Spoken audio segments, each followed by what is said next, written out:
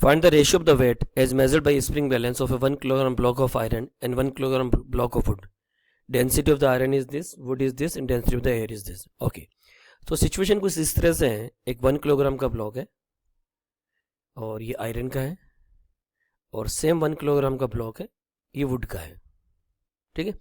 मास इसका कितना है 1 किलोग्राम और इसका भी मास कितना है 1 किलोग्राम. ये स्प्रिंग बैलेंस आपने सस्पेंड कर रखा है इसको लाइक दिस.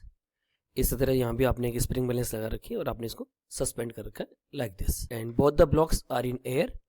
दोनों ब्लॉक एयर में है.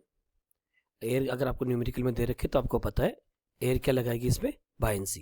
And what is the density of the air? Density of the air is given by 1.293 in SI system. Okay. अब देखो एयर में जो आप वेट मेजर करोगे it will be not the true weight, it will be apparent weight, क्योंकि air ने क्या लगाई यहाँ पे, buoyancy.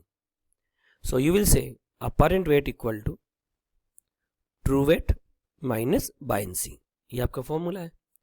What is the true weight? That is mg minus buoyancy. Buoyancy क्या होता है?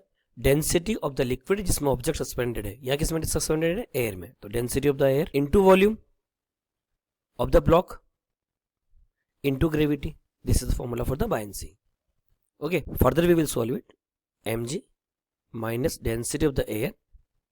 वॉल्यूम के क्या लिखोगे? Mass upon density of material. जैसे मटेरियल यहाँ पे एयर था और यहाँ पे क्या, आयरन और वुड, तो रो लिख लेता हूँ केवल में बिकॉज मटेरियल के बारे में बात करनी. Into gravity. अब मुझे रेशियो निकालना है.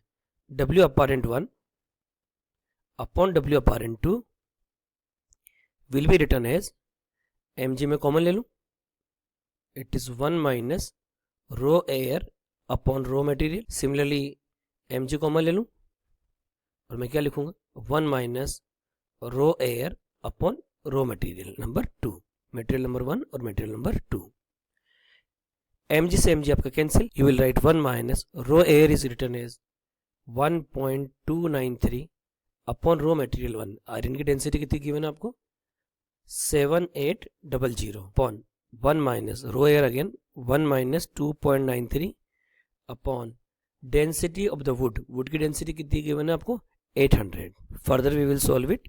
It will be 1 minus then 1.293 divided by 7800 we will get 0.00016 divided by 1 minus 1.293 divided by 800, it is 0.0016. Further we will solve it. 1 minus 0.00016 is written as 0.99984 divided by 1 minus 0.0016 written as 0.9984. Further we will solve and we will get 1.00144, and in your book the answer is written as 1.0015.